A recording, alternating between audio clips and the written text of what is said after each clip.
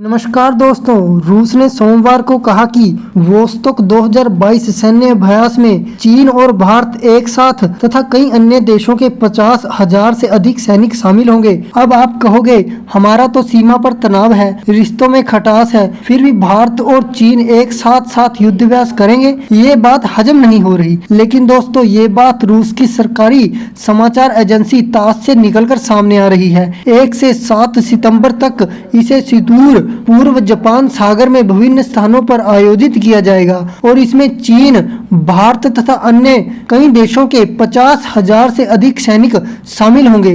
रूस की सरकारी समाचार एजेंसी तास ने रक्षा मंत्रालय के हवाले से एक बयान में कहा कि 1 से 7 सितंबर तक ईस्टर्न मिलिट्री डिस्ट्रिक्ट के 7 परीक्षण मैदानों पर और ओखोत्स्क सागर एवं जापान सागर के समुद्री और तटीय क्षेत्रों में रक्षात्मक और आक्रामक अभियानों का अभ्यास किया जाएगा। बयान में कहा गया है कि रणनीतिक युद्ध अभ्यास में 50,000 से अधिक सैनिक शामिल होंगे और सैन्य हार्डवेयर 140 विमान, 60 लड़ाकू जहाज, गन बोट और सहायक तोपों को एक साथ लाया जाएगा। इस सैन्य अभ्यास में चीन, Bharat, Laos, Mongolia, Nicaragua, Syria और अन्य सोवियत राष्ट्रों को शामिल किया जाएगा। रूस में वोस्तक 2022 सैन्य अभ्यास में भारतीय सैनिकों की भागीदारी पर नई दिल्ली में भारतीय सेना या रक्षा मंत्रालय की ओर से तत्काल कोई टिप्पणी नहीं की गई है। ध्यान देने वाली बात यह है कि इस अभ्यास में भारत और चीन एक साथ हिस्सा ले रहे हैं, जिनके बीच लंबे समय से सीमा पर टकराव जारी है। ऐसा ही युद्धाभ्यास भारत और अमेरिका ने हाल ही के महीनों में